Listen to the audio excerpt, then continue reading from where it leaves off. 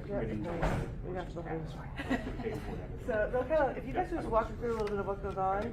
Yeah. So she's like familiar, and then I'll be back. So we usually try getting into this room at some point in the afternoon. Okay. Last night they had something going on until 5:30, so I came in at like 5:45. And like set up as much as we can for night, just not to do it first thing in the morning. Yeah. And then we get here at 8 a.m., fix everything. Usually struggle with that for about 30 minutes. So all the stakeout press conferences that happen after the actual conference meeting across the hallway, we live stream on the House Republicans YouTube channel. Great. We always have a fun time with the stuff and the equipment. We're using a new camera. So we had a little audio mishap this morning, but it's fixed now, so it's fine. We called the leader's office. I'm like, can you guys come help us? They're awesome, and they always save us. So, but yeah, so that's kind of what all that setup is back there. Okay. We use a bunch of different, I guess, apps on the computer. That's like a laptop that's specifically for live streaming. Okay. So we've been doing that setup, and I was just taking some test photos of Maddie because in addition to doing this, I'll like run around like a crazy person and get photos that we'll later post on the social medias. Cool. Very cool. Yeah, it usually doesn't last for, I would say, more than 35 minutes. Okay. I'd say 45 would be the max, but I don't We have a think we've decent ever amount of even speakers today, so gone it there. might be a little bit longer. Okay, how many people? I didn't see the speaking list.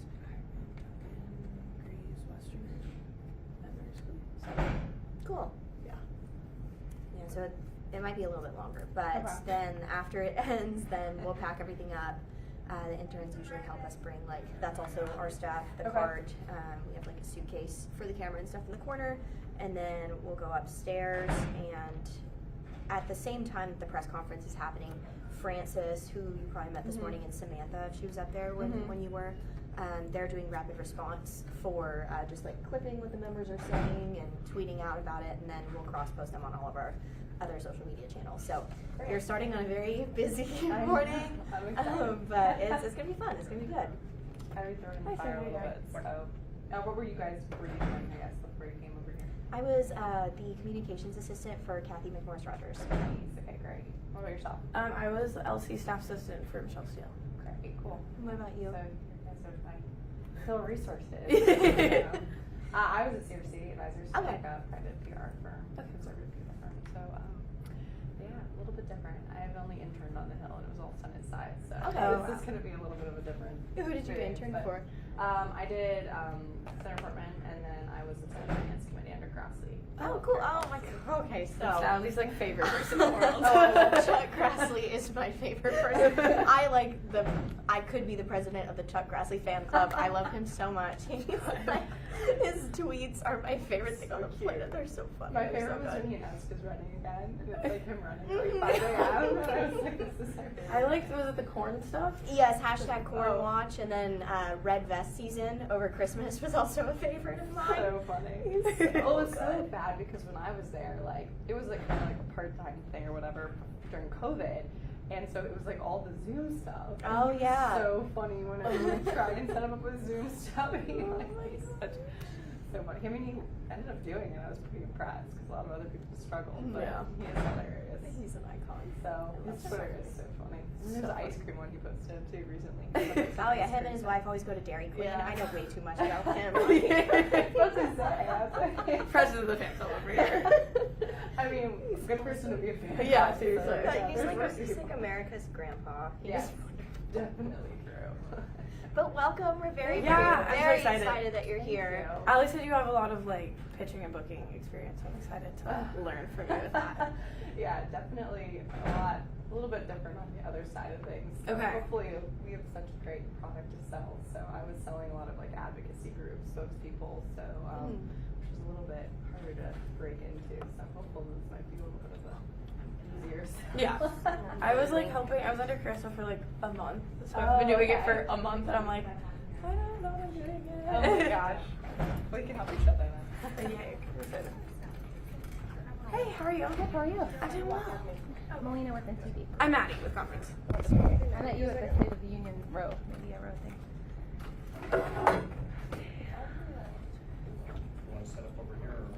It doesn't matter to us. Oh goodness.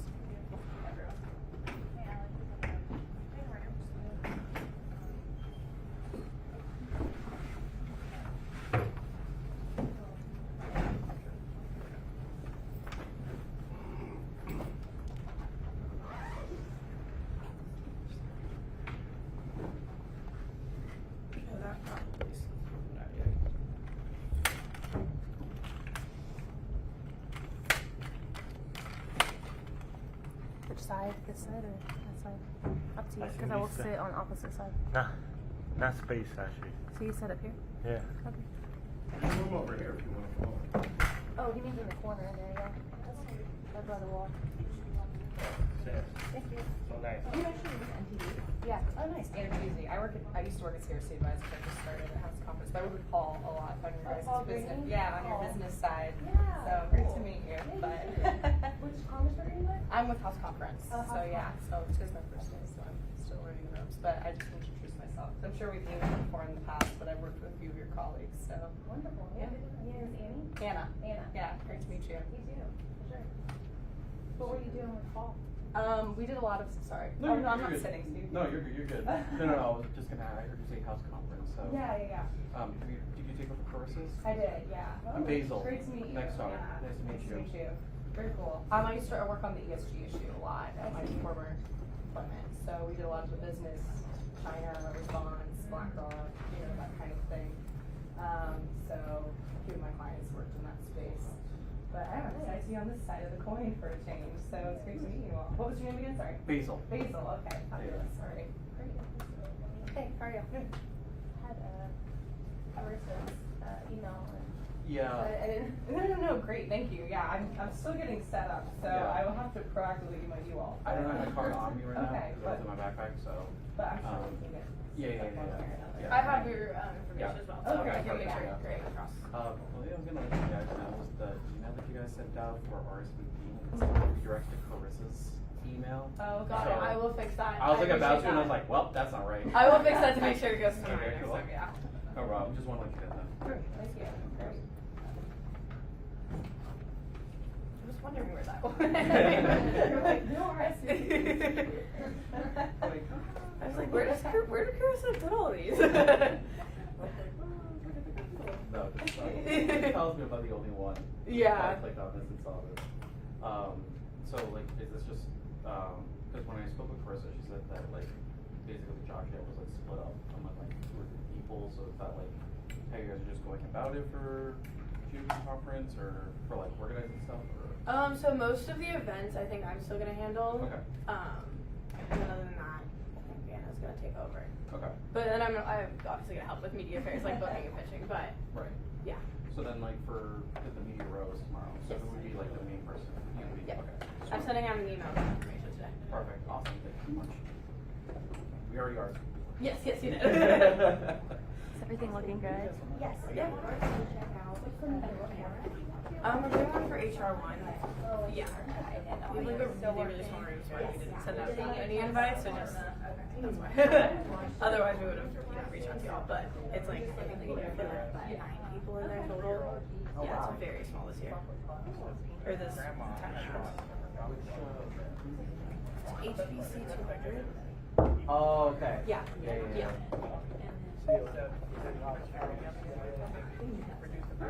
You're doing Megan. I stand in the back. I usually help with the live stream and I get more photos. Okay. Yeah. I can turn it on and off. And everything. Yeah, exactly. I've already launched the live stream. Sorry. So we're with that.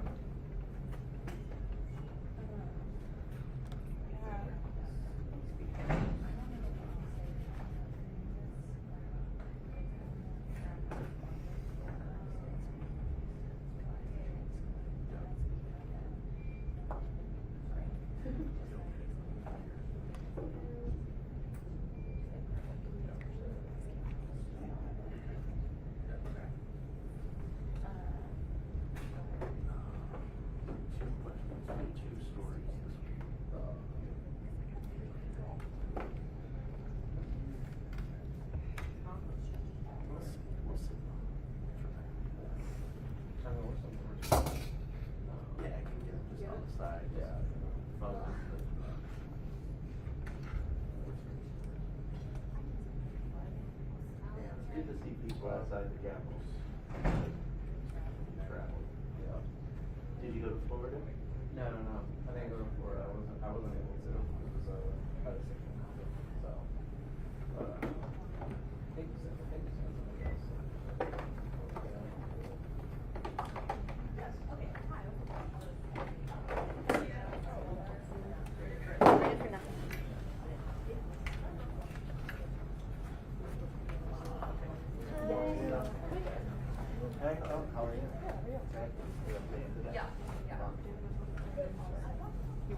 Let's go together.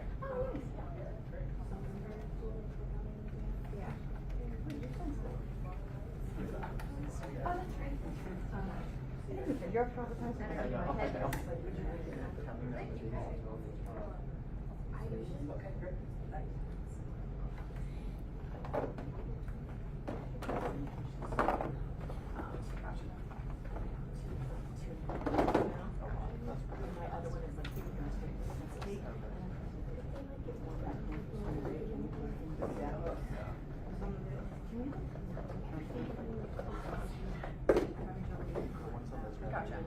Where's the graduating? Yeah, it's the end of June. Oh, it's so early. He's CIA. Okay. Cool. They do. Right. Yeah, they do.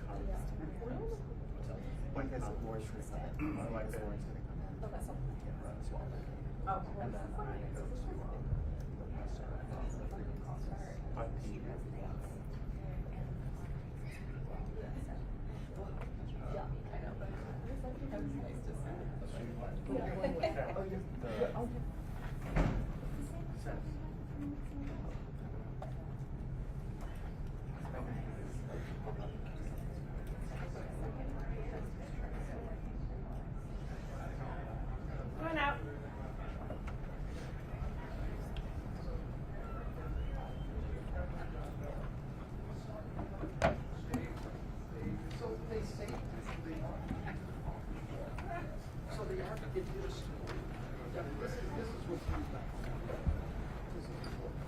Just waiting on one more member.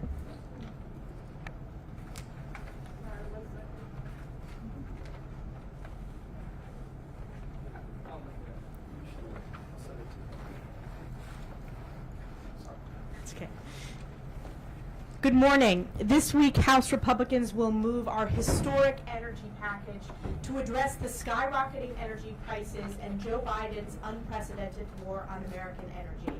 Since his first day in office, Joe Biden has enacted a radical far-left anti-energy agenda that ended American energy independence, caused the average price of gas in my district to reach a historic high of over $5 a gallon this past summer.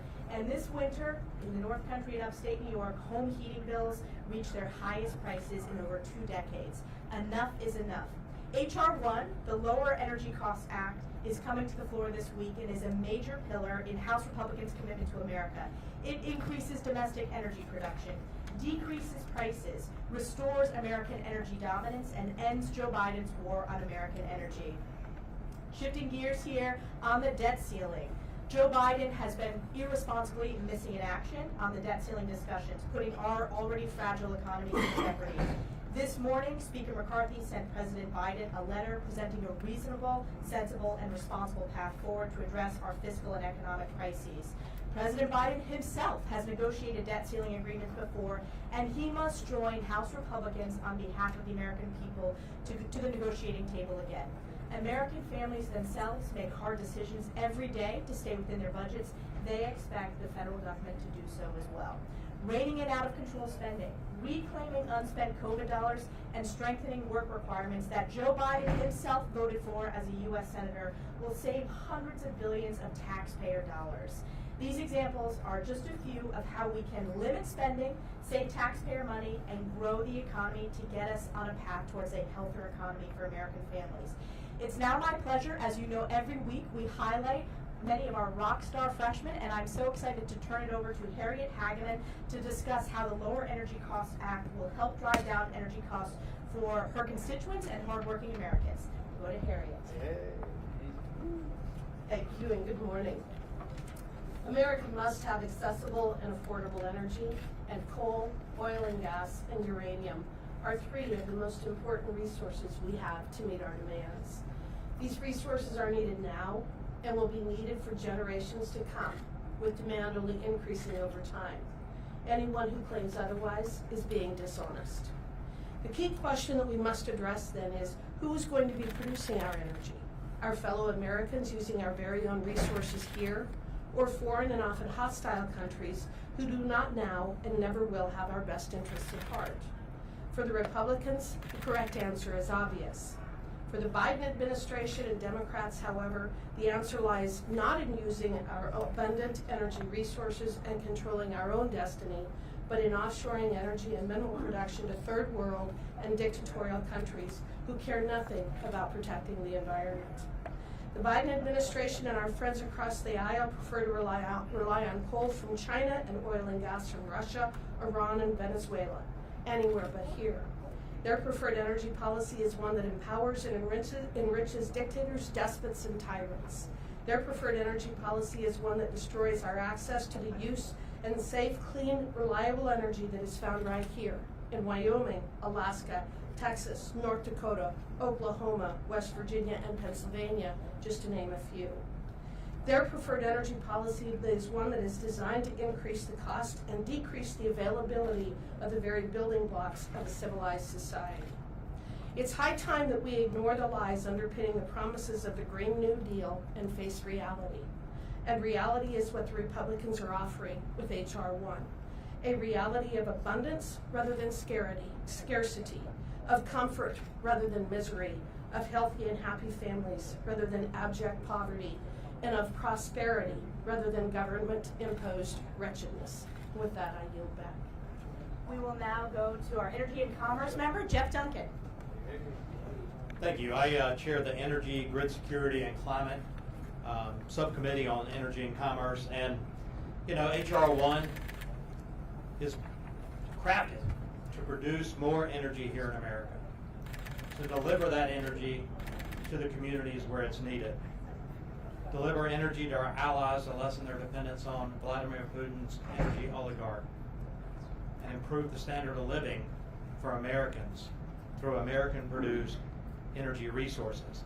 It's time we embrace and expand America's position as the #1 energy producer in the world through increasing pipeline capacity, exporting more U.S. LNG, streamlining environmental statutes to help build up domestic refining and processing industry for critical minerals.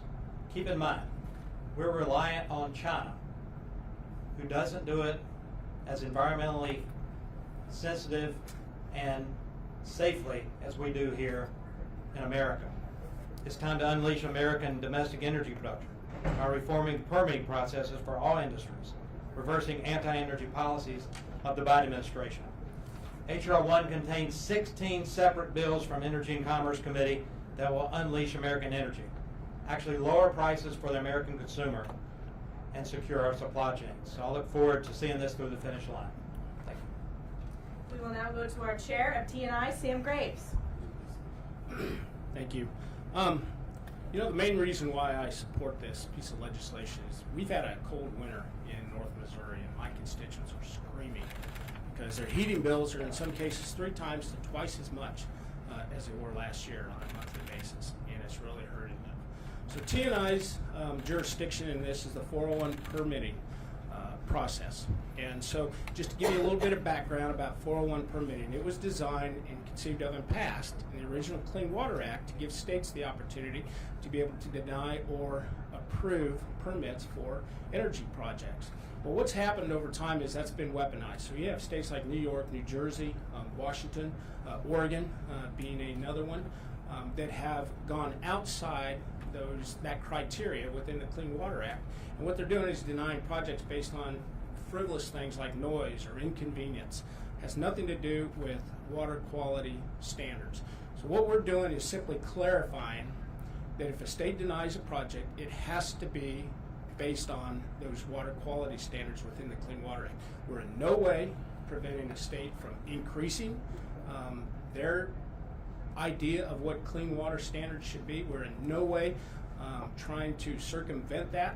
The states will still have full autonomy to be able to change, but they have to stay within the Clean Water Act criteria and stay within water quality and not outside of those for permitting of all energy projects. So, thank you. Great. We'll now go to our Chair of Natural Resources, Bruce Westerman.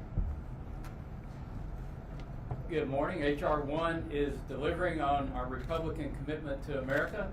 H.R. 1 will allow us to be energy independent, to lower energy costs, to increase national security, and to cut supply chains from the Communist Chinese Party in China and other despots around the world, where we're securing a lot of the energy and minerals that we need. The Natural Resources Committee is focused on 3 areas. The first one is energy production on federal lands and waters, and this isn't just oil and gas, it's all energy production, it's transmission of energy, and it's using the resources that we have here to supply our own needs, to do it cleaner and safer and with less environmental impact than any place else in the world, and we also will be able to export that energy to help our allies around the world. It also deals with mining, and as we look at an electrified economy, it's going to take a lot of minerals and elements. The World Bank says that in the next 25 years we have to mine more copper than we've mined in the history of the world. China's eating our lunch on mining, especially on things like copper, where we were producing 3 times as much copper as China in 1995. Today they're producing 10 times more than we produce. They've got 50 copper smelters and we've got 2. That's going to change, and H.R. 1 is the start of that. It's the plan to put in motion American energy independence. And finally, the third part of the Resources Committee is dealing with NEPA. You'll hear our colleagues across the aisle talk about gutting bedrock environmental laws. That's the furthest thing from the truth. I'm reminded of what Reagan said: our Democratic colleagues aren't necessarily trying to tell a lie, they just know so much about what isn't so. And they don't know what's in the bill if they think we're gutting bedrock environmental laws. We're keeping the same standards, the same bars that you have to get across. We're just saying you've got to do it in a timely manner. One agency has to be in charge, and there's timelines, and the bureaucratic molasses has to stop. We've got to build things here, we've got to extract energy here, and we've got to extract minerals here, and that's why H.R. 1 is H.R. 1, because it's extremely important to America and the American people. I'll now recognize our whip, Tom. The American people elected a House Republican majority to address a host of crises caused by the Biden administration. This week, as you've heard from everybody up here, we're tackling Joe Biden's self-made energy crisis, which has resulted in out-of-control costs for consumers, stifled American energy production, and put our national security at risk.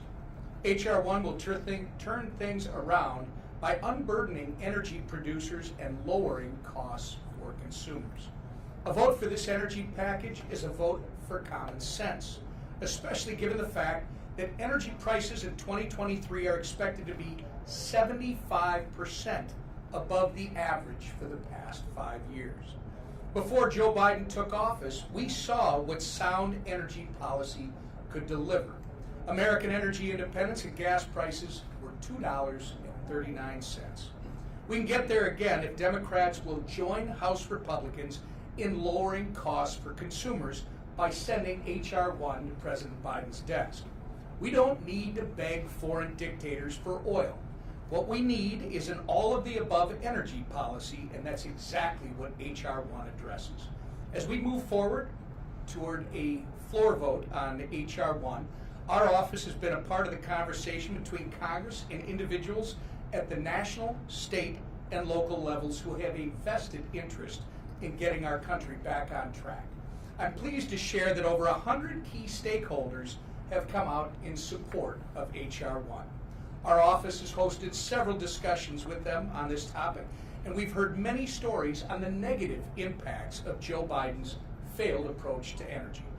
House Republicans are certainly listening to those who've been crushed by outrageous energy costs and unnecessary hurdles to production. House Republicans have been listening. My question is, are vulnerable Democrats listening? We'll see this week. We'll now, to wrap it up, go to our Majority Leader, Steve Scalise. Thank you, Elise. Good morning, everybody. And first want to start by applauding Speaker McCarthy for taking a leadership role in engaging President Biden in debt ceiling negotiations. It's been about 2 months since Joe Biden has sat down with the Speaker. The President has said a few times in public that he's going to sit down with the Speaker again to continue those negotiations, but it appears that the President's just trying to run out the clock and trying to bring us to some kind of debt crisis by waiting and waiting and waiting till the midnight hour. That's not how we get this country back on track. And so Speaker McCarthy laid out some very responsible savings that we can achieve to get spending under control in Washington while also addressing the debt ceiling long before it's hit. So I hope the President actually starts doing his job and engaging in this debate again. It's long past time. Now let's talk about an exciting week for families who are struggling. The good news is when we ran to get the majority, we said we were going to go fight for those families who are struggling under the weight of all of President Biden's failed agenda. The inflation-driven failures that President Biden has imposed are hurting the lower and middle income families the hardest. And you see it especially with energy costs. And so this week we're bringing H.R. 1, the Lower Energy Costs Act, and it's focused on lowering energy costs for families that have been out of control and putting in sound, responsible policies that actually allow us to produce energy in America. You've seen the results of President Biden's attack on American energy. It's been severe. It started day one, the day that President Biden took the oath of office. He took very specific steps to attack American energy. And immediately you saw costs going up. Today, costs at the pump for gasoline are 40% higher than the day Joe Biden took office. People, when they pay their household electricity bills, depending on where they live, are paying 20 to 40% higher for their electricity costs. And of course, it's a major driver of inflation when they go to the grocery store or anywhere else. The cost of everything is up because of Joe Biden's anti-American energy strategies. Now, I know that there are foreign countries that hate this bill. You know, if you're an OPEC nation, if you're Russia, if you're China, you want to have the world market covered on critical minerals. We reverse that with the Lower Energy Costs Act by allowing us to make things in America again. And by the way, for those that are supporting whether it's Saudi Arabia or Venezuela or Iran producing more oil, they're actually hurting the environment because nobody has better standards than the United States of America. I don't know why Chuck Schumer or anybody else that's against this bill would want more energy made in countries that don't have the good standards we have in America. It's about time we start standing up for America. I'm sick and tired of these people who wake up every day beating up America when nobody does it better than us. And by the way, when you're making things in America, it lowers the costs for families who are struggling under the weight of President Biden's failed agenda. So we're going to have a robust debate.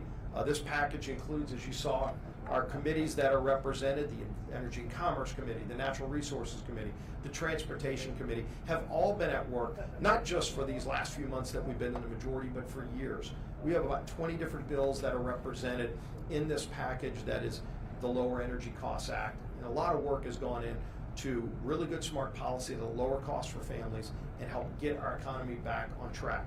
With that, we'll be happy to take some questions. Speaker McCarthy said that he was prepared to lay out $4 trillion worth of spending cuts to the president. Can you give us an idea of what those cuts are and if the GOP conference as a whole has agreed on them? Yeah, sure. These are results of meetings that we've been having. Speaker McCarthy's been engaged from the beginning with our membership, but also letting the president know that as the president maxed out the nation's credit card, which is why we've hit the debt ceiling, it's because of 2 years of President Biden's spending out of control, trillions and trillions of dollars. We're not just going to give the president another credit card to go max out. No family would do that. And so we said we've got to get some responsible reforms and savings in place. And so the speaker laid out a number of those. If you look at things like work requirements, just going back to what Bill Clinton did working with a Republican Congress to get more people back to work. Look, if you talk to anybody in our country right now, everybody's looking for workers, and yet the federal government is paying millions of people about $30,000 to $40,000 a year to sit at home. Makes absolutely no sense. If you're borrowing money from China to pay somebody who's fully able-bodied to sit at home when they could be working tomorrow, getting a job, paying into Social Security. By the way, you want to talk about a real threat to Social Security? It's President Biden's policies that are paying people not to work. Because if those people were instead working, and we're talking millions of people, estimates show 5 to 10 million people are being paid by President Biden's policies to stay at home. If they were in the workforce where everybody's looking for workers, they'd be paying into Social Security, strengthening that program instead of weakening it. So there's a lot of good benefits to those kind of policies. It would save hundreds of billions just for that alone. Obviously, there are a lot of other proposals that Speaker McCarthy laid out in the letter. At this point, the ball's in President Biden's court. You know, does he want to try to run out the clock and risk more fiscal chaos that we've seen under the Biden administration, or will he finally do his job and sit down with the Speaker to work through this? And we'll have agreed on this. Well, these are all things that our membership has been talking about for a long time. Can you talk a little bit about the resistance that HR wants to see in the Republican conference, and how confident are you that the House will pass it? You're not seeing resistance. What you're seeing is, with any good package of legislation, members are bringing their ideas forward. You can just see with the amendments that were filed, about 150 amendments were filed. A lot of these we've been working with members on to address different issues that they have in their states. You see issues with wind, especially in the Northeast. I mean, there are whales that are showing up dead on the beach, and whether it's Jeff Van Drew, Chris Smith from New Jersey, who've been wanting to confront this, other members from Florida. We have amendments that address that as well. And so that's what this legislative process is about. We'll see over 30 amendments that come to the floor. But at the end of the day, our members strongly want to get good, smart energy policy in place to lower costs for families. A lot of Democrats talk the talk. We're going to see on Thursday if they actually walk the walk by voting for this bill. Yeah. Mr. Leader, there was another terrible school shooting yesterday. We had this conversation before. You obviously been a part of this conversation with some experiences yourself, but is there anything Congress should be doing, anything the Republican conference should be doing about people that are dying from violent crimes? Yeah, the first thing in any kind of tragedy I do is, as I pray for the victims, pray for their families. I really get angry when I see people trying to politicize it for their own personal agenda, especially when we don't even know the facts. There are facts coming out. It looks like the shooter originally went to another school that had much stronger security, and ultimately went to this school. Well, let's get the facts, and let's work to see if there's something that we can do to help secure schools. We've talked about things that we can do, and it just seems like on the other side, all they want to do is take guns away from law-abiding citizens before they even know the facts. The first thing they talk about is taking guns away from law-abiding citizens, and that's not the answer, by the way. So why don't we, number one, keep those families in our prayers and see if there were things that were missed along the way. We've talked about the need to improve mental health in this country, and that's been a driver of a lot of these shootings as well. Last question. In the back. Last question. All the way in the back. Hold on, all the way, yeah. Thank you. House Judiciary was expected to mark up border security bills, a tranche of them this week. Now that's been delayed. It seems like there's some points of contention. How are you all addressing that, especially since this was a big promise? It's something that you all constantly talk about on the campaign trail. You could argue maybe got you the majority. How are you making sure that border security is going to be addressed, given that they're like on all the issues that are in the Commitment to America, we start by getting together with our members that have a strong interest in this to put together legislation that can come out of committee and then ultimately pass. You saw that with H.R. 5, by the way, which we passed. The Parents' Bill of Rights is now sent over to the Senate. You saw, unfortunately, just how extreme Democrats were, because every single Democrat, their party's so extreme that they all voted against parents having more of a say in their kids' education. But we're proud that we brought that bill through the committee process, addressed some issues that members had on both sides, and then got that bill to the floor and passed it. We're doing the same thing with border security. This has been a top priority. I was in a meeting yesterday with some of the members of the committees, as well as members that aren't on the committee that are trying to get some issues addressed. It's a large package. It's not just one bill. We're talking about at least 8 bills in the Judiciary Committee, multiple bills in the Homeland Security Committee, as well as the Foreign Affairs Committee dealing with the Remain in Mexico policy, the MPP policy. So all of that will ultimately go to committee. If you want some breaking news, the first week we come back in April, you'll see those committees taking up the legislation and moving them out of committee, going through regular order, and then ultimately coming to the floor. So we're moving that process along, and the committees will actually take up the legislation as soon as we get back. Do one more. Yeah, the Democratic colleagues over on they're talking about the Equal Rights Amendment, and they're bringing up the issue about how it's needed, but that's not covered in the 1972 amendment. But specifically, this would repeal the traditional marriage between a man and a woman, and would it or would it not put schools, religious schools, and religious institutions in jeopardy for lawsuits? Well, ultimately, I've been a strong supporter of traditional marriage. At the end of the day, you know, you look at what Democrats brought when they were in the majority, they weren't able to pass that through the process. But some of that is ultimately, you know, that's what they keep talking about. They don't want to talk about the problems that families are facing. You know, we've engaged Democrats and said, do you want to join with us in addressing inflation, getting our economy back on track, getting spending under control so we don't keep maxing out the nation's credit card regarding the debt ceiling, to try to pass appropriations bills so we can have agreements on how to prioritize funding. You know, priorities don't seem to be a big importance. They think just adding trillions more dollars of spending, doubling the size of the IRS to go after working families. People are fed up with that. Let's actually sit in a room, work through these problems. The Speaker laid that out today by saying, let's sit down with the President and start talking about how to address that problem. Do you think that this act is needed, this Equal Rights Act? No, again, it's not something they addressed when they were in the majority. We're focused on helping those families who are struggling, and frankly, fighting for families who have been barraged with increased costs because of President Biden's extreme agenda, letting the far left run so far rampant where families are paying dramatically higher costs for everything. And it's hurting low and middle income families the hardest. Those are the folks we're fighting for. That's why we're bringing bills like the Lower Energy Costs Act. Thank y'all.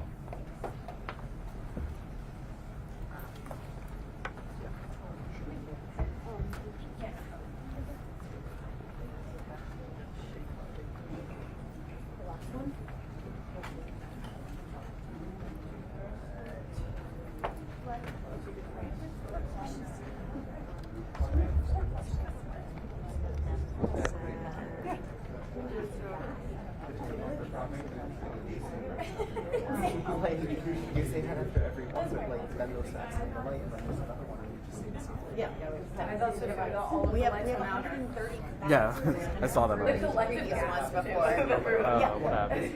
Right. Thank you again for Yeah. filming everything. And then I just wanted to know whenever you both I are was free, gonna try, we'd but be able to I'm meet up not for sure coffee, when. just like talk about things, just familiarize ourselves with each other. 'Cause Yeah. I worked really closely with Carissa, so she was always like keeping in touch with me for anything that was going on with House GOP. So I just want to make sure I stay on. Do you mind if I grab your number? Yeah, sure.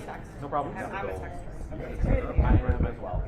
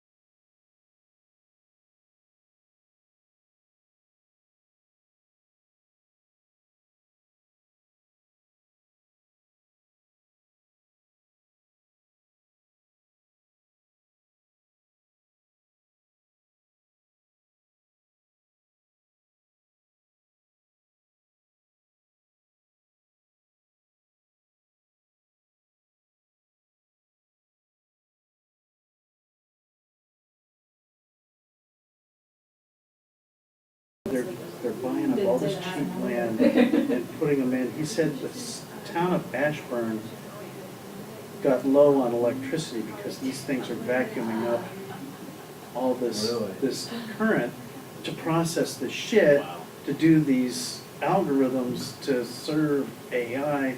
And he said all these places are looking to the future. And he said 1 in 8 jobs will be eliminated when this shit really gets going because of AI. Text guys.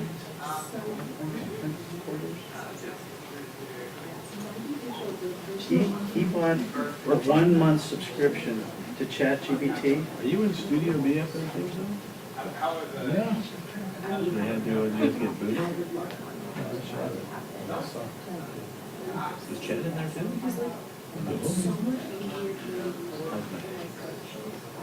Your guy. That's your guy.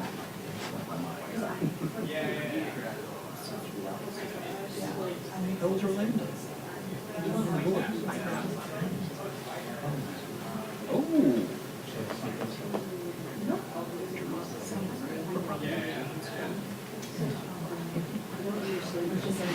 Did you buy that? Yes, I do. How short is the or the prom they go more for? Who's this? 17-year-old. Daughter or son? How are they dressed? Did you take that? What other dances does he attended with the dance? Oh, homecoming this year. I almost saw.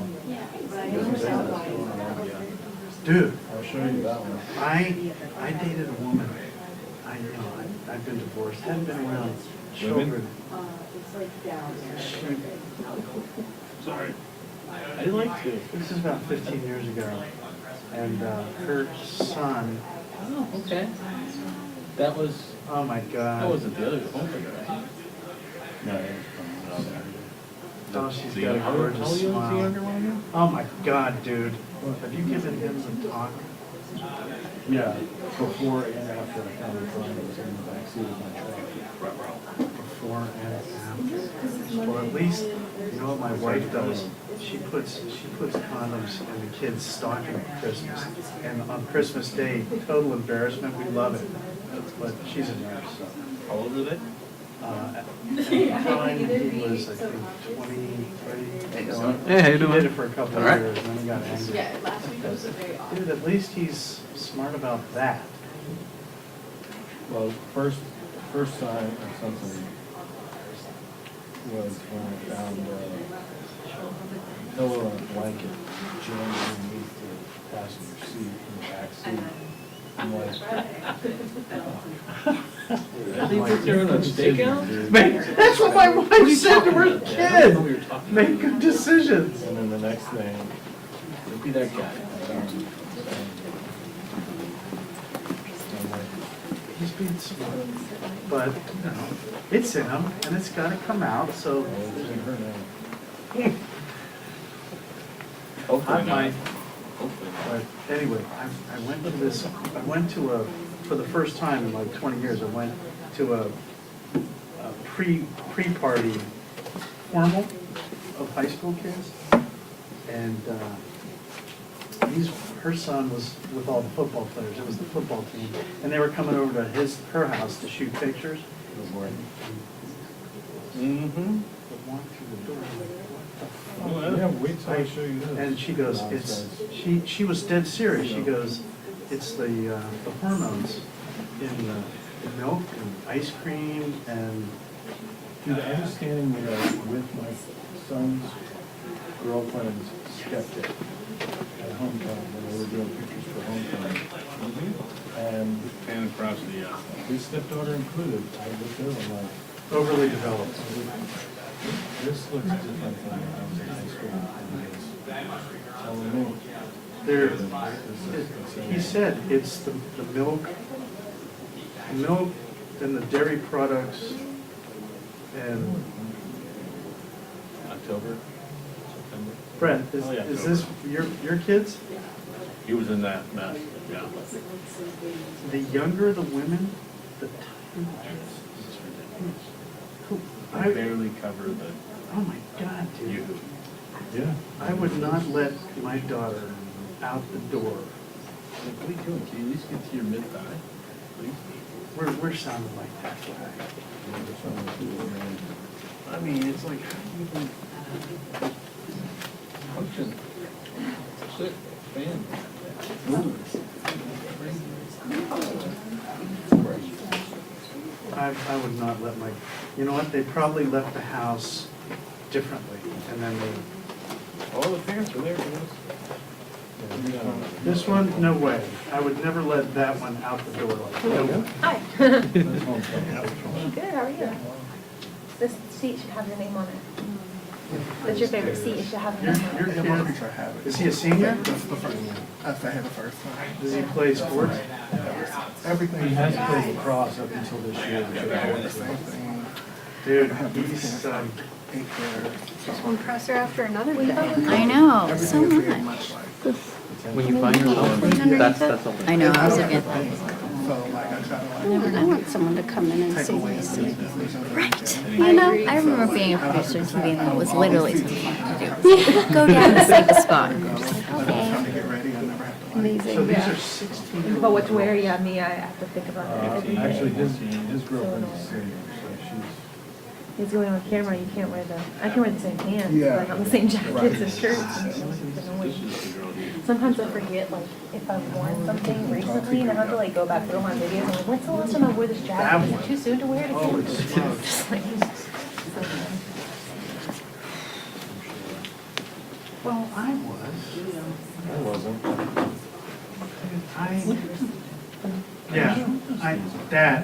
That is shame on their parents.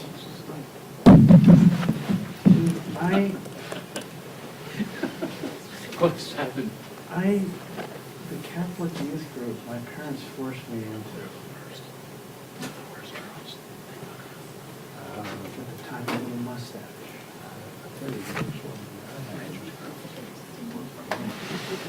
Really? Really? Couldn't get enough. Once you broke that seal. You better be, you're on a hot mic. Isn't that up there? I know. This voice is very distinctive. This is a very distinctive voice. Speaking of, we should show. I did. We should, you did?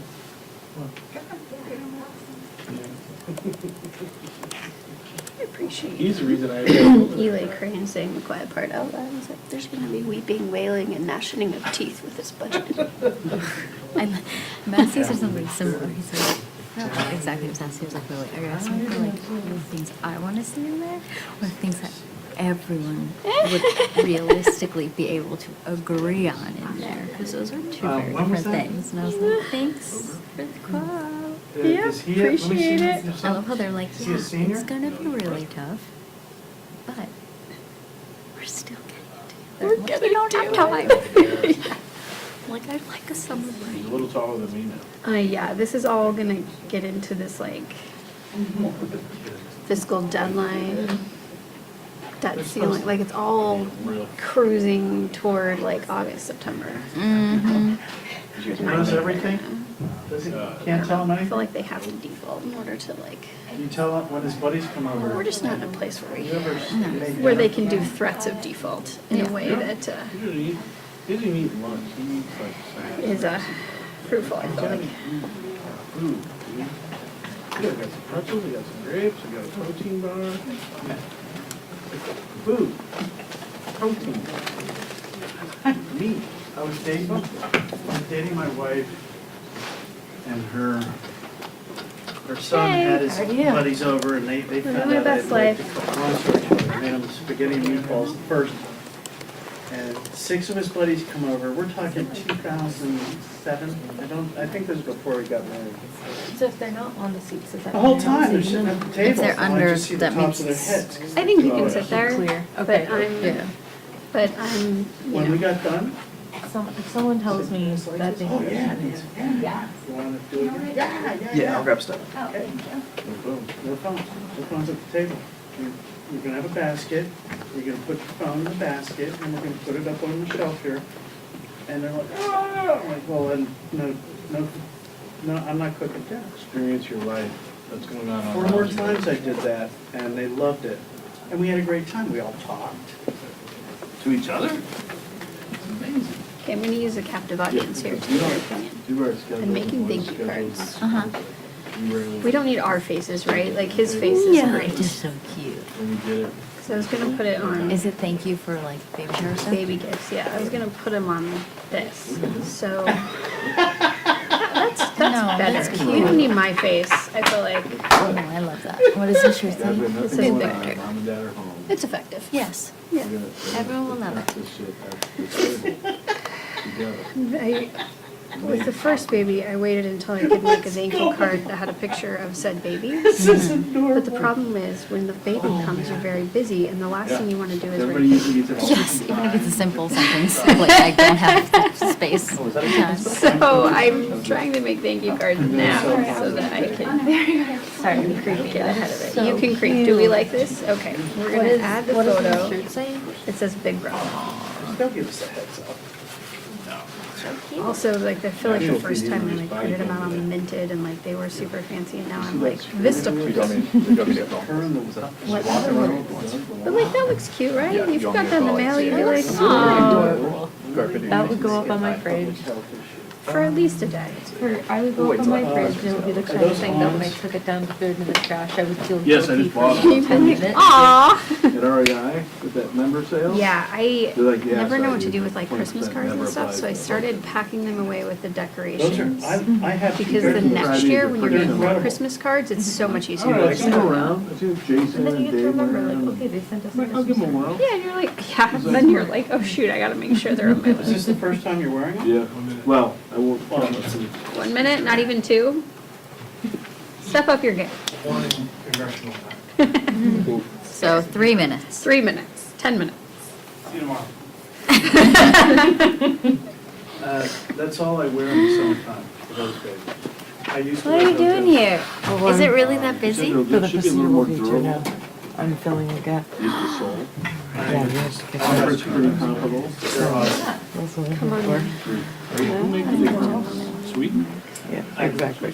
So would you want to weigh in? I was asking them to weigh in on But you'll, the thank you the way I card. can tell if I they're love it good. only is Mostly I at just the need end of the day, confirmation that I personally thought my about face. it. What are you talking about? for now. I'm expecting a baby and I'm trying to write thank you cards. Oh, okay. I was like, am I hallucinating? What is happening? You're fine. I was just giving. Just trying to kill Congratulations. multiple words, When's multiple the, jobs. when's the due date? End of June. So I think I'm gonna miss out on like the dead zone situation, which is Well, sad. I'm a June boy, so it's the best month. Oh, good to know. I'm a July birthday. It's always almost always a nice day on my birthday. That's good because we have a one winter birthday at home. Staying We're destined to throw you him showing indoor that video? birthday parties for. I just want to see how the press conference is the same time as house. That's Yeah. I guess that's very on brand. Like you guys can't wait, and you can't wait for like this room to be open? Okay, here you go. Don't, Stay in there and the HFT staff are like, stop. like, you're not, Go to the you're not open this. That was Elba. So quick, click Ingrid. Yes. I would be scared of you. Good morning. Thank you for joining, and I appreciate my colleagues joining me here today as well. We want to start with the heartbreaking loss of innocent life at the grade school in Nashville. 3 children and 3 staff dead, and a community changed forever. Gun violence is the leading cause of death for American children and teens. The leading cause. Not one child needs to die. We must pass meaningful gun safety legislation and need to look at every possible way to do so. We must give families the peace of mind to send their kids to school without fearing for their lives. but we need reasonable Republicans to come to the table to make this happen. It's an outrage that we can't find a handful of Republicans.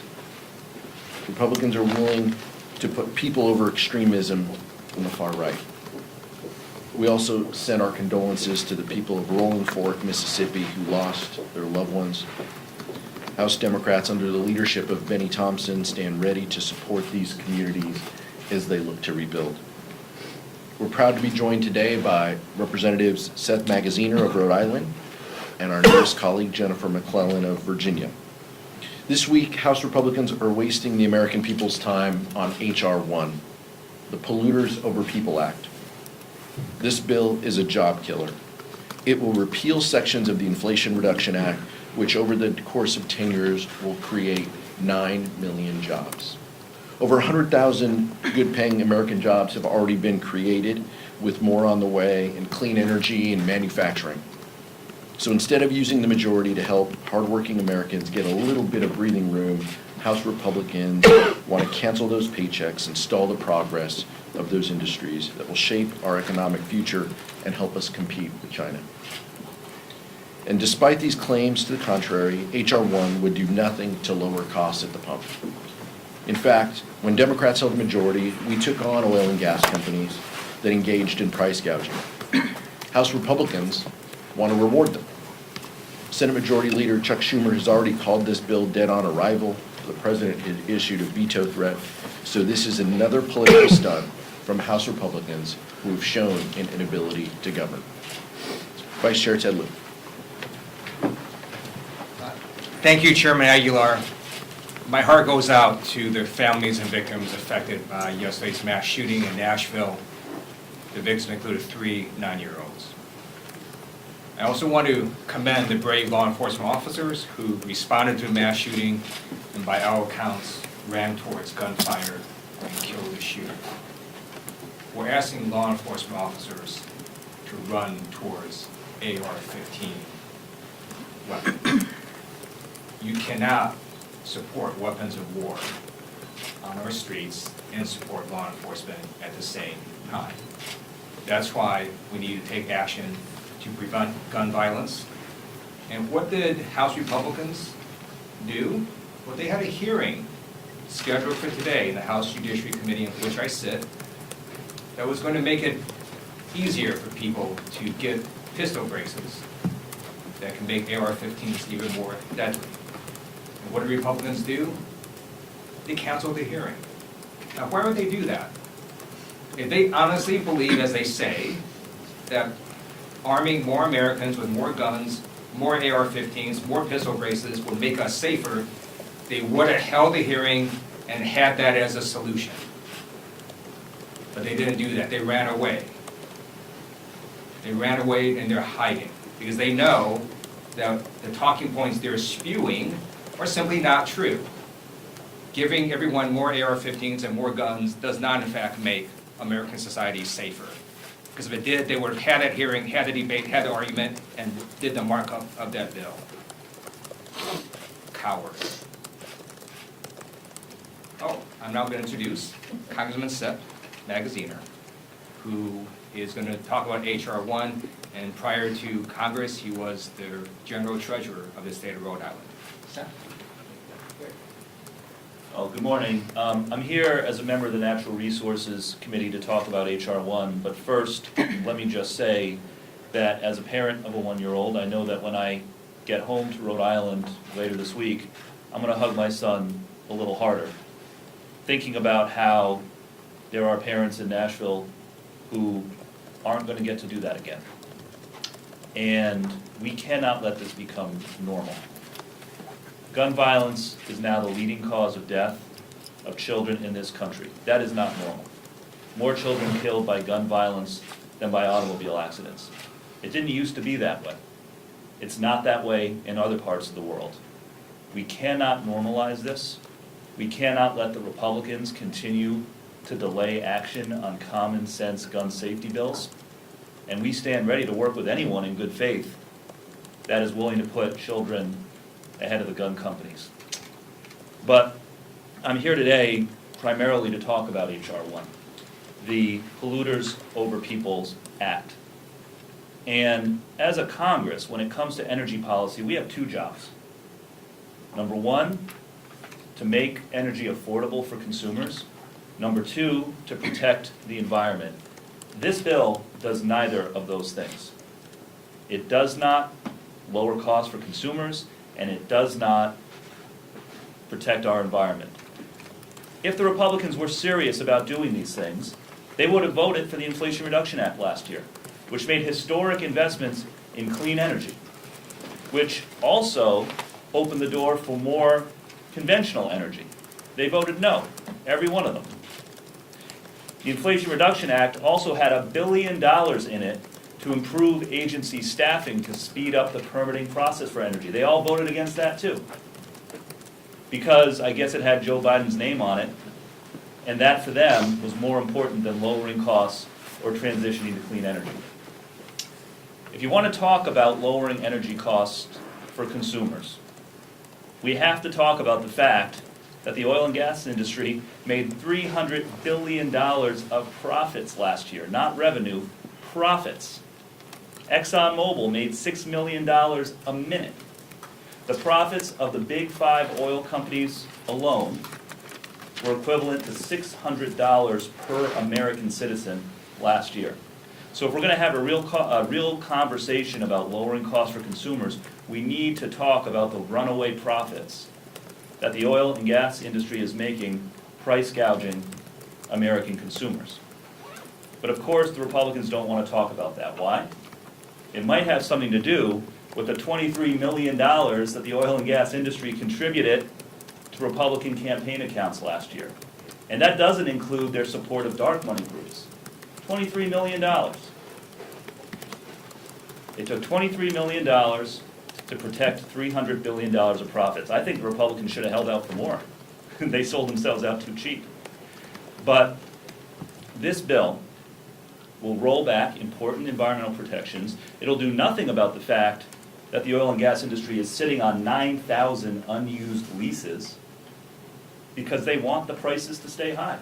That's the bottom line.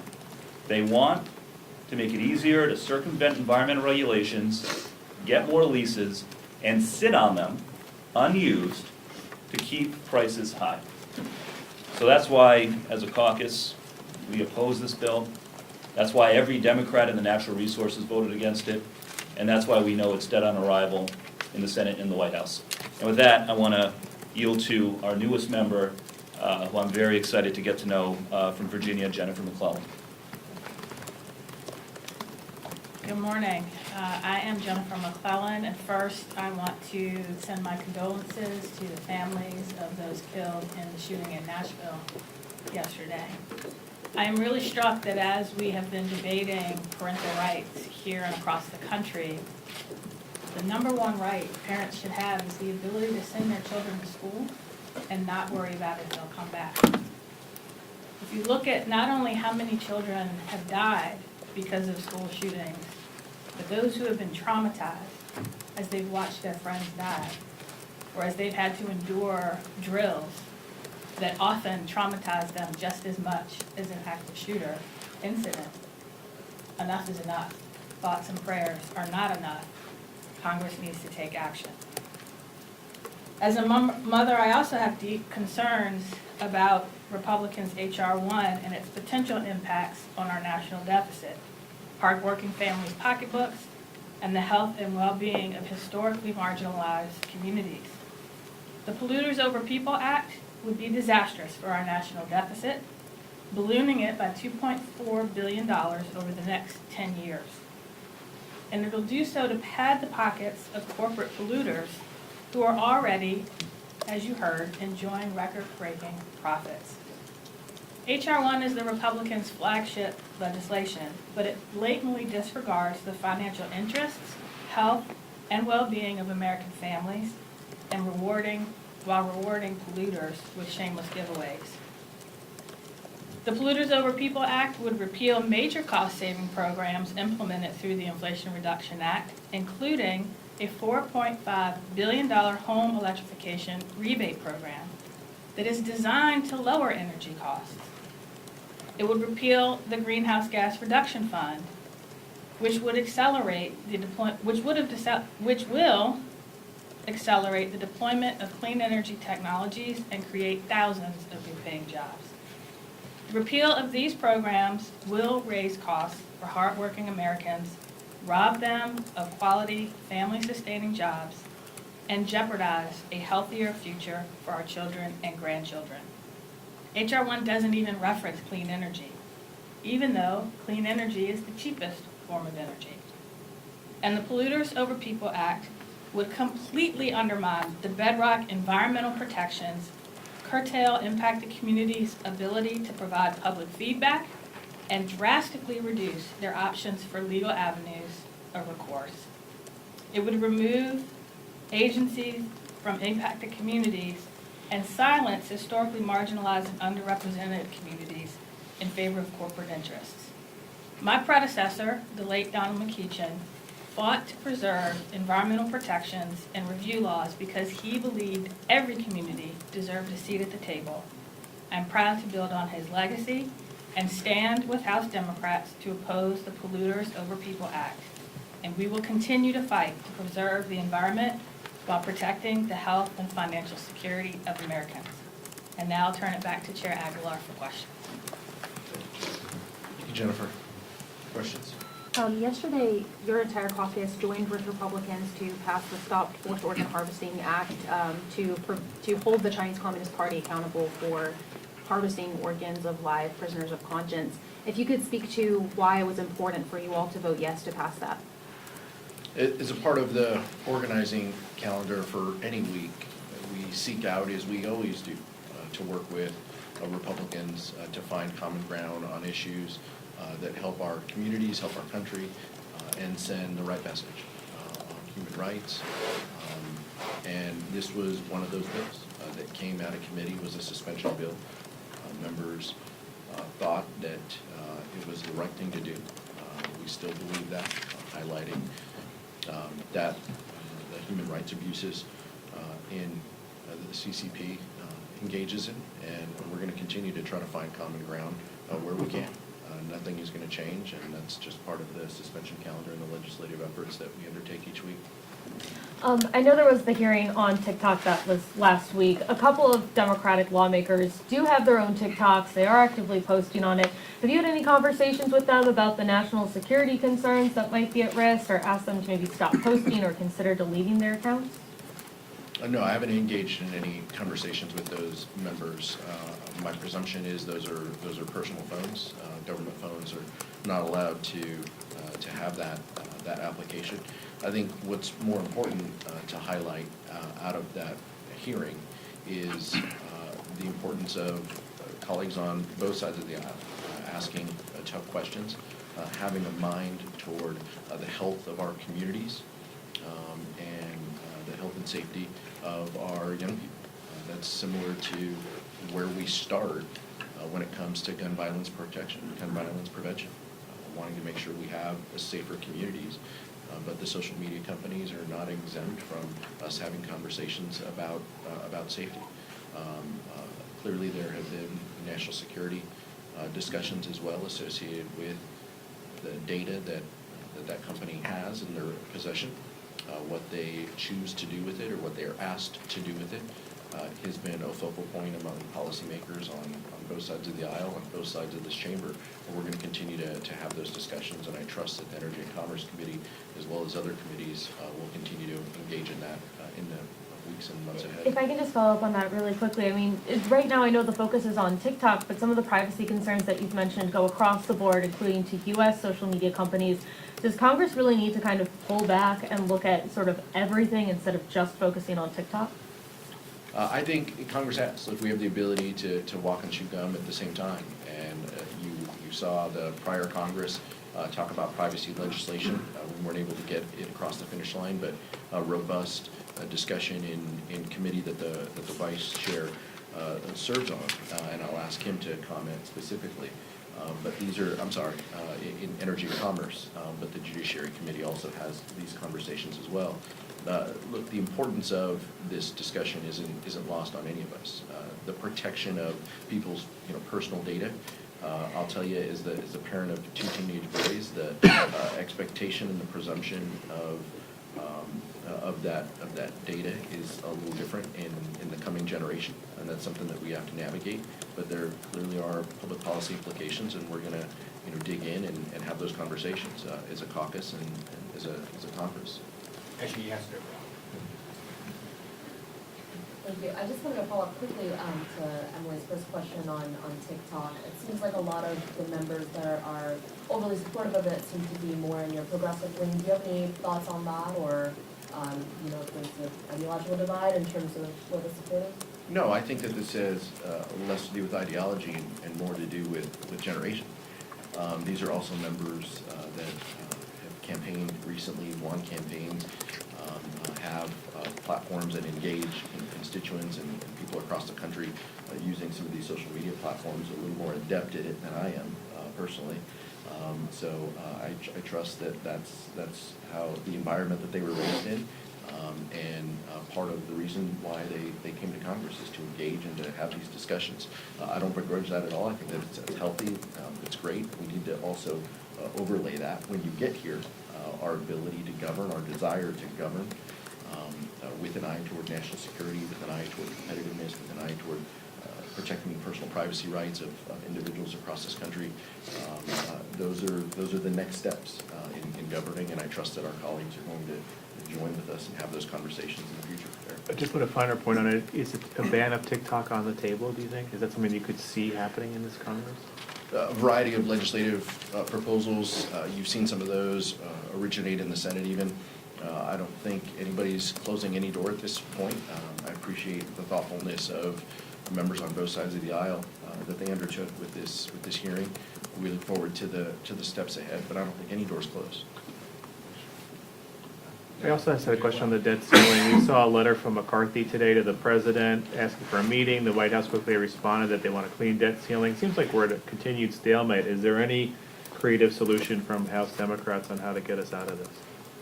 Look, I think that what I saw out of the Speaker's letter, out of Speaker McCarthy's letter, was a couple bullet points. Bullet points don't make a budget. And what we want to see out of House Republicans is, what is your budget? What do you value? These are conversations that can and should be had. When it comes to debts and deficits, within the Budget Committee, with the Appropriations Committee, those are healthy debates that we look forward to undertaking. I just left a hearing with generals and leaders in the defense world talking about just those proposals. How much does the Department of Defense need? What combatant command gets the resources? Those are important discussions that we need to have. What House Republicans are engaging in is just not responsible. They need to put their budget out. They need to tell us what they value, and that needs to be confined. But the full faith and credit of the United States government should not be in question. The United States pays its bills. We raised the debt limit 3 times under the previous administration. We should do that this time. Nothing's changed. You all mentioned the prevalence of gun violence in this country. There's only so much you all can do. The minority and the majority, you obviously passed an assault weapons ban, but that did not pass in the Senate. There's been a lot of things that you all want to do, are saying you'd like to do. What can you do in the minority? Is it taking a discharge petition, for example? And if so, what specifically could that look like? And could you get Republican support? Well, first, we want to tell the people of Nashville, the first thing we can do is tell the people of Nashville that we need to do better, but we're with them and we're thinking about them. That's the first thing that we need to do. But from our public policy hat, as you mentioned, we passed the assault weapons ban here last year. We also passed the Bipartisan Safer Communities Act, which the leader Jeffries has said is a floor. It's not a ceiling. Investing resources into states, making sure that more extensive background checks for individuals under the age of 21. Those are good things that we were able to agree on. But clearly, there is more that can be done. I personally and many members of our caucus believe that the assault weapons ban would be the reasonable place to take action. We are not closing any door on any process or any legislation that will help communities, that will ensure the safety of Jennifer's kids coming home from school. three of us up here, Seth has a baby, and is gonna be thinking through this in the next few years. But the rest of us have kids who were school-age kids going to public schools. That's the mindset we think about this in, is how do we ensure our kids' safety? This is a fact that whether it's Maxwell Frost, coming to Congress, talking about gun violence, talking about how Newtown shaped him into public service. This is a generation that is more likely to spend time doing mass shooting drills than they are undertaking in other activities. And it's deeply unfortunate, and as a country and as a Congress, we can do better, and we know that. So shame on Speaker McCarthy for not bringing something up, for not announcing that we can do more. All we're going to get are thoughts and prayers out of their Twitter accounts, and that's not enough. If I can follow up, Republicans this morning have been saying that they would like to address this through mental health legislation. They haven't proposed anything, it seems like, or talking about it necessarily, but what would you all ideally like to see on the mental health front that you could actually join with Republicans? The Bipartisan Safer Communities Act put, I think, $500 million into mental health into our states. That's a good place to start. Again, as Leader Jeffries has said, that's a floor, it's not a ceiling. If they want to invest in mental health, that's great. What they can also do is they can pass a budget. They can work with us on funding government that will actually put those dollars out on the street, out into the states, so the states can effectuate that change. But they haven't proposed that, and they still have significant challenges in passing a budget. So I would encourage them to do that, and I'll yield to the Vice Chair. Thank you, Chairman Aguilar. So in answer to your questions, Republican from Tennessee, Tim Burchett, was recently asked about gun violence and what they're going to do to address it. And he said, quote, "We're not going to fix it." So House Republicans are not going to fix the problem of school shootings. Democrats have passed laws and will continue to do that to address school shootings and other gun violence, such as universal background checks. And in terms of the two parties, we're just not the same on this issue. At the same time, what we're seeing are Republicans trying to deal with issues that do nothing to protect kids in schools, right? You had in Florida a principal that was fired because they showed Michelangelo's masterpiece, David, to some students. You also had a, sort of in Florida, what they're doing is students who feel uncomfortable can object to certain courses, and so a professor had to not teach a civil rights course because a student felt uncomfortable about the discussion of civil rights. Well, parents have the right to have their kids learn about art. They have the right to have their kids learn about civil rights. They have the right to have their kids learn about historical figures like Rosa Parks. None of that killed anyone or killed any kids. What kills kids are AR-15s. Yeah, I'll just echo the point that Chair Aguilar made on the debt ceiling, which is that whether we pay our bills as a country, as we have for over 200 years, is a completely different conversation than what our budget priorities should be going forward. The paying of our bills, keeping our obligations as a nation, must be non-negotiable, as it has been for hundreds of years. However, we can have a debate, we can have a negotiation about what our revenue and our spending should look like going forward, but in any debate, in any negotiation, the first step is the two sides show their plans. President Biden came out with his plan weeks ago. We are still waiting for the Republican plan. And so for them to be asking for a negotiation when they haven't even presented their opening position is just theatrics. Show us the plan, and then we can negotiate. Gun violence, I don't know how much more I can add beyond the eloquent words of the chair and the vice chair, but I can tell you that in the Democratic caucus, there is a lot of energy to do something. And so, again, every avenue, every procedural avenue, I think is still on the table. And our hope is that we can find even just a handful of reasonable Republicans who are willing to stand up for their constituents instead of the gun companies. And it all comes back to money, right? Just like in the Polluters Over People Act, The Republicans, who took more than $20 million from the oil and gas companies, are putting oil and gas profits ahead of energy consumers and environmental protection. It is not a coincidence that the gun industry is pumping money into the campaign accounts of many of our Republican colleagues, and all that they can offer in the face of tragedy is, you know, a tweet with thoughts and prayers and not real action. Not a coincidence. So. I want to reiterate that we can and we should walk and chew gum at the same time. We have to address the mental health crisis in this country. We have to address the gun violence crisis in this country. And we have to understand that they're linked.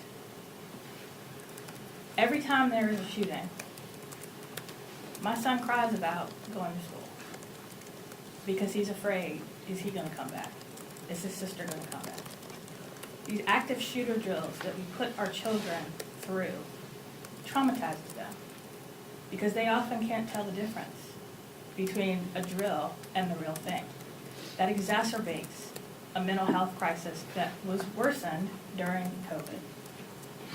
We have got to recognize that weapons of war are too prevalent in our streets. A child in my son's class killed himself accidentally using a gun as a prop in a video. Why wasn't that gun secured? We should be investing in making sure that there are gun safes and gun locks. We should be investing in addressing the root causes of gun crimes in our communities. That's what we need to do. And not choose between addressing mental health and addressing gun violence. We have to do both. Last question.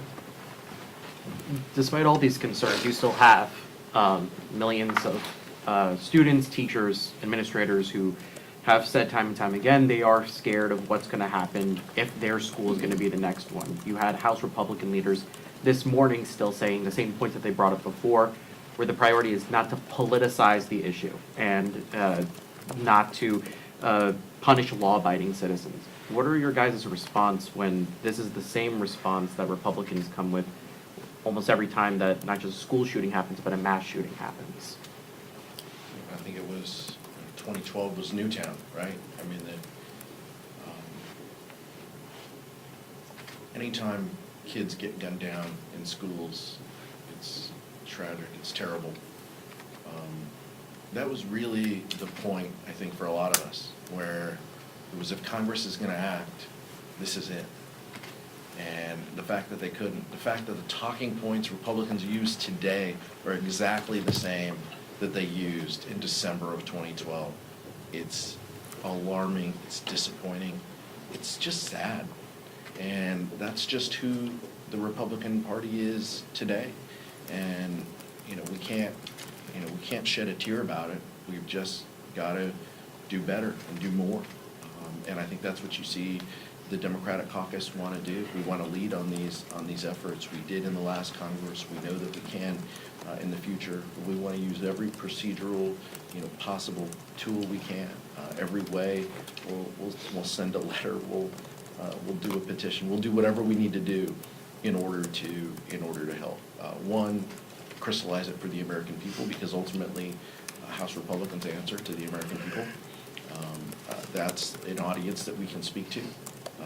I think tomorrow you'll see Whip Clark lead an effort of moms, congressional moms, who are fed up and want to take action. And they will be joined by many of us who are parents and who want to help. And so that's what more we can do. But we can't just be frustrated by this. We've got to take action, and that's what House Democrats want to do. Thank you. Thank you. Thank you.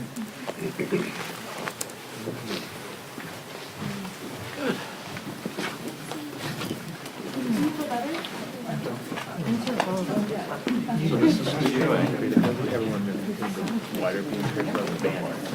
So like, What did, when you get your story, Haven't gone over there in a while. Did they just go into that room, like off of the meeting,